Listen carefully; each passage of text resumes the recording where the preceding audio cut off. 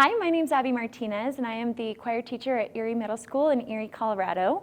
And I wanted to teach a little bit about how we gamify everything in our classroom. What I have found is that kids come to us after working on their screens all day long, and they just need to move, and they need to laugh, because laughing kids are really good singing kids. And so we do so many things that make them laugh. One strategy that has been a really great game for our choir that actually is really important to reinforce throughout the year and has helped with my rehearsal practices a ton is using the rug as a podium. This is something that I stole after watching some band directors teach, and how when they stand to the side and then they step up onto the podium, their band gets into ready position. So what that looks like is when they're sitting, if they're at the beginning of class or I give them some downtime in between things or they're working on their music, what I will do is they'll be here sitting and they're talking and hanging out, and then they see me move to our carpet. And I've used a bath rug for this before. My current rug is large and it has a shape on it that looks kind of like a diamond. And so anytime I get close, you can see them kind of side-eyeing me. And then as soon as I sit there, they have to sit tall and forward, feet flat on the ground, sits bones rotated down so that they have the proper alignment for singing. And this is kind of our ready position. They also have to get silent, and it is so effective and so much fun because especially in those first few weeks of school, we'll make it a game. And we'll see which section can do it fastest and most efficiently, which group can consistently get it.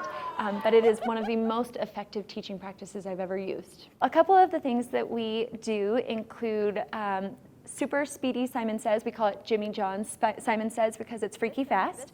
And so how that works is I will stand and have the kids stand, and I will go through, and rather than say Simon Says touch your nose, I just say Simon Says do this, Simon Says do this, Simon Says do this, and then I'll say do this, and then if they do that or they flinch, then they get out. Another thing that we do is called popcorn scales. This is one of my favorite ones that we made up a couple of years ago after watching a band rehearsal where every student had to play a note back to back to back, and if they got it wrong, they had to start over. But I wanted it to be a little bit more silly and movement-based, and so we'll do this with our scales. We can do this with any scale, but particularly I like to do this one as they're learning a new scale to reinforce those pitches. So how it works is if they are in row one, they will only sing the note that goes to that one. So if they do row one and they sing do, and then they have to sit back down, the next group does re, mi, fa, then they come back up, so, la, ti, do, ti, la. It gets their brains engaged, it reinforces intervals, it does a really nice job of setting that audiation for them without even thinking about it. And I like to do it backwards, I like to do it faster and faster and faster. My 8th graders will groan, absolutely groan, oh, popcorn scales, and then they get into it and they love it. They'll be laughing, they'll be cackling, they'll have they're competing with each other to jump higher, but it gets them moving, gets them laughing, and it reinforces those scales. The other one that we do a lot of is more audiation. So we'll do a pattern. It's 1, 2, 3, 4, 5. Keep going. 1, 5, 4, 5, 3, 5, 2, 5.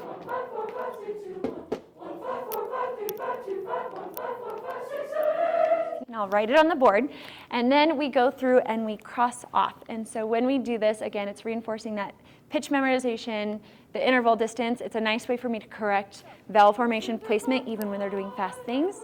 Pause. Can you crescendo through those 5s? Always musical, right? 5, 1, 2. And they absolutely love it. They love to make these weird combinations. It works great for them. All right, here we go. 1, 2, ready, go. 2, 3, 4. 4, 3, 2.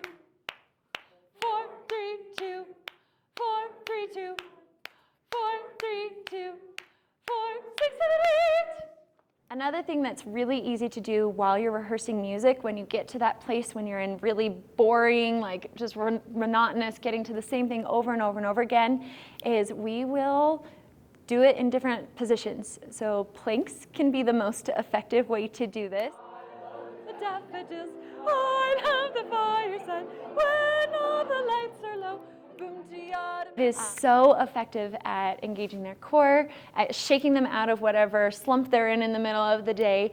And I really love seeing the difference between the first time they've sung it and then while they're planking, just engaging everything, and then bring them back and run through it again. And it's amazing how much more connected their breath is, how much more forward their placement is, and how much healthier their tone is. Good, head back to your seats.